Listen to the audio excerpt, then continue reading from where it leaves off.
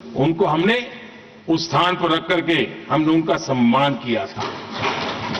देश भर में एक भारत श्रेष्ठ भारत का अभियान देश के एकता को मजबूत और नई पीढ़ी को वो संस्कारित करने का काम हमारी तरफ से चल रहा है।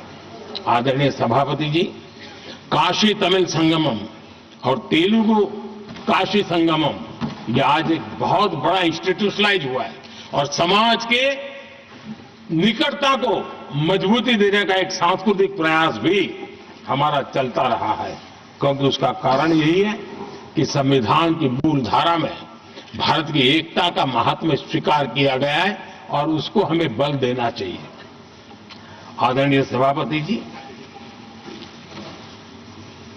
संविधान के आज 75 वर्ष हो रहे हैं, लेकिन हमारे यहां तो 25 वर्ष का भी महत्व होता है, 50 वर्ष का भी महत्व होता है, 60 साल का भी महत्व होता है। जरा हम इतिहास की तरफ नजर करें कि संविधान यात्रा के इन महत्वपूर्ण पड़ाव का क्या हुआ था।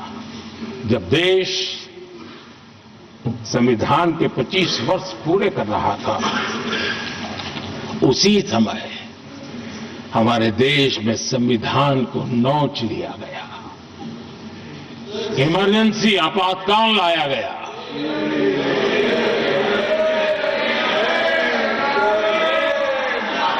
संवैधानिक व्यवस्थाओं को समाप्त कर दिया गया, देश को जेल खाना बना दिया गया, नागरिकों के अधिकारों को लूट लिया गया, प्रेस की स्वतंत्रता को ताले लगा दिए गए और कांग्रेस के माथे पर ये जो पाप है ना, वो कभी भी धुलने वाला नहीं है, कभी भी धुलने वाला। यह सब हिंदुस्तान दुनिया में जब जब लोकतंत्र की चर्चा होगी, कांग्रेस के माथे का ये पाप कभी धुलने वाला नहीं है, क्योंकि लोकतंत्र का गला घोंट दिया गया था। भारत के संविधान निर्माताओं की तपस्या को मिट्टी में मिलाने की कोशिश की गई थी। आदरणीय सभापति जी, जब 50 साल हुए तब क्या भुला दिया गया था? जी नहीं, अटल बिहारी वाजपेयी जी की सरकार थी और 26 नवंबर को 2000 देश भर में संविधान का 50वां वर्ष मनाया गया था। अटल बिहारी वाजपेयी जी ने प्रधानमंत्री के नाते राष्ट्र को एक विशेष संदेश दिया था। एकता, जनभागीदारी, साझेदारी, उसके महत्व पर बल देते हुए उन्होंने संविधान की भावना को जीने का प्रयास किया था, जनता को जगाने का भी प्रयास किया था। और अध्यक्ष जी, जब देश संविधान का 50 वर्ष मना रहा था और जब 50 वर्ष की पूर्णाहुति हुई, तो ये मेरा भी सौभाग्य था कि मुझे भी संविधान की प्रक्रिया से मुख्यमंत्री बनने का अवसर मिल गया और मैं जब मुख्यमंत्री था उसी कार्यकाल में संविधान के 60 साल हुए और तब मैंने तय किया था मुख्यमंत्री के नाते कि हम गुजरात में संविधान के 60 साल मनाएंगे। और इतिहास में पहली बार ऐसा हुआ है जब संविधान के ग्रंथ को हाथी पर बनाई हुई अंबाड़ी में रखा गया, उस विशेष व्यवस्था में रखा गया। हाथी पर संविधान की यात्रा निकल, संविधान गौरव यात्रा निकाली गई और राज्य का मुख्यमंत्री उस संविधान के नीचे हाथी के बगल में पैदल चल रहा था और देश को संविधान का महात्म्य समझाने का सांकेतिक प्रयास कर रहा था। ये सौभाग्य भी मुझे प्राप्त हुआ था, क्योंकि हमारे लिए संविधान का महत्व क्या है। और आज 75 साल हुए, हमें अवसर मिला और मुझे याद है जब मैंने लोकसभा के पुराने सदन के अंदर जब 26 नवंबर को संविधान दिवस मनाने की बात कही थी, तब एक वरिष्ठ नेता ने सामने से आवाज उठाई थी कि 26 जनवरी तो है, 26 नवंबर की क्या जरूरत है? क्या भावना घर कर गई थी, ये बहुत पुरानी बात नहीं है। इसी सदन में मेरे सामने हुआ था। लेकिन आदरणीय सभापति जी, मेरे लिए खुशी की बात है कि इस विशेष सत्र में अच्छा होता, संविधान की शक्ति, संविधान की विविधताओं पर चर्चा होती तो नई पीढ़ी को काम आता। लेकिन हर एक की अपनी अपनी मजबूरियां होती है, हर कोई अपना दुख किसी न किसी रूप में प्रकट करता रहता है। कईयों ने अपनी विफलताओं का दुख प्रकट किया है। अच्छा होता दलगत भावनाओं से उठ करके देश हित में संविधान की चर्चा हुई होती तो एक समृद्धि मिलती अनेक देश की नई पीढ़ी को। आदरणीय सभापति जी, मैं तो संविधान के प्रति विशेष आदर का भाव व्यक्त करना चाहता हूं कि संविधान की भावना थी कि मेरे जैसे अनेक लोग जो यहां पहुंच नहीं पाते, कि संविधान था जिसके कारण हम पहुंच पाए। क्योंकि हमारा कोई बैकग्राउंड नहीं था, हम यहां तक कैसे आते? ये संविधान का सामर्थ्य था, जनता जनार्दन के आशीर्वाद थे।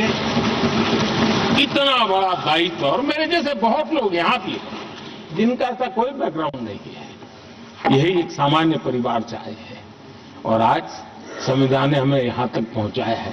और ये भी कितना बड़ा सौभाग्य है कि हमें देश ने इतना स्नेह दिया, एक बार नहीं, 2 बार नहीं, 3 बार। ये हमारे संविधान के बिना संभव नहीं था। आदरणीय सभापति जी,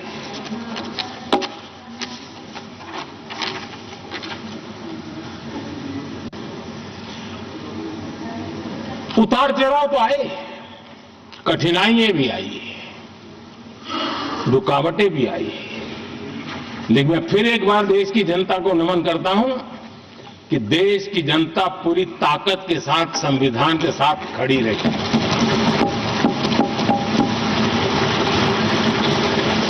आदरणीय सभापति जी, मैं आज यहां किसी की व्यक्तिगत आलोचना करना नहीं चाहता हूं, लेकिन तथ्यों को देश के सामने रखना जरूरी है और इसलिए मैं तथ्यों को रखना चाहता हूं। कांग्रेस के एक परिवार ने संविधान को चोट पहुंचाने में कोई कोर कसर नहीं छोड़ी है।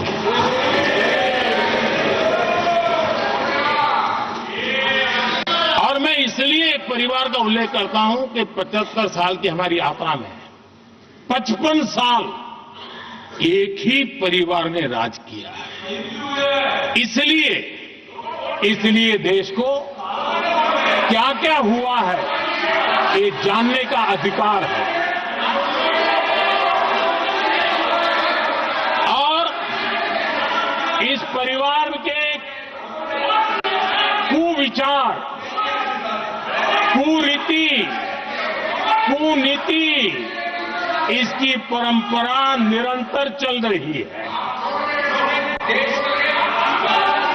हर स्तर पर इस परिवार ने संविधान को चुनौती दी है। आदरणीय सभापति जी, 1947 टू 1952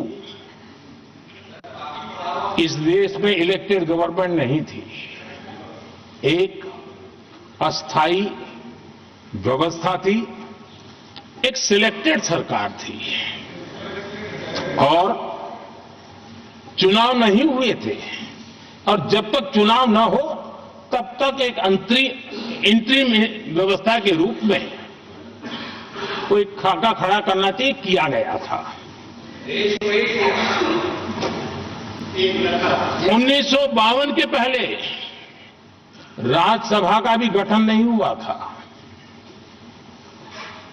राज्यों में भी कोई चुनाव नहीं थे, जनता का कोई आदेश नहीं था। उसके बावजूद भी, और अभी तो संविधान निर्माताओं ने इतना मंथन करके संविधान बनाया था 1951 में जबकि चुनी हुई सरकार नहीं थी, उन्होंने ऑर्डिनेंस करके संविधान को बदला और किया क्या? अभिव्यक्ति की आजादी पर हमला कर दिया गया।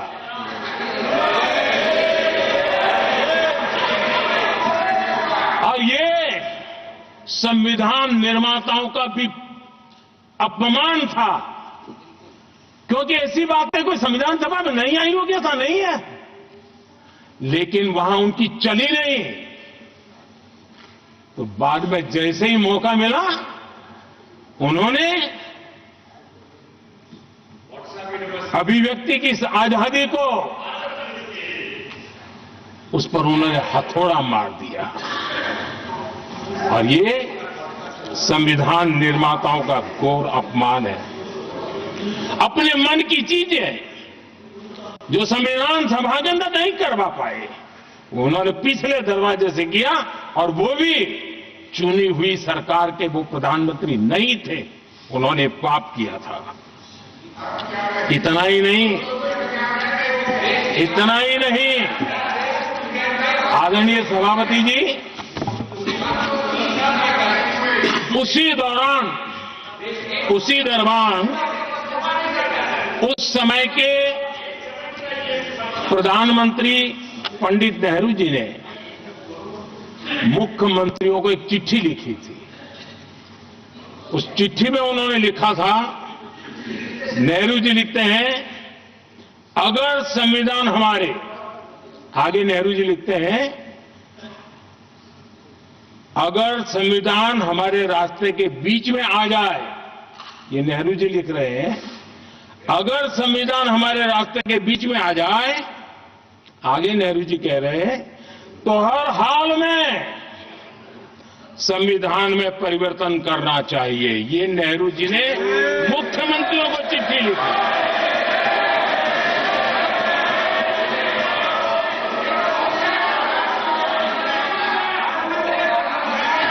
और आदरणीय सभापति जी, ये भी देखिए,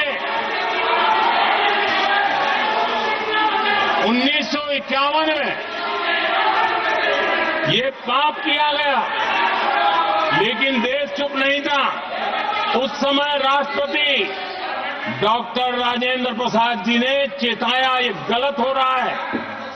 उस समय स्पीकर पद पर बैठे हुए हमारे स्पीकर महोदय ने भी पंडित जी को कहा, गलत कर रहे हो। इतना ही नहीं, आचार्य कृपलानी जी, जयप्रकाश नारायण,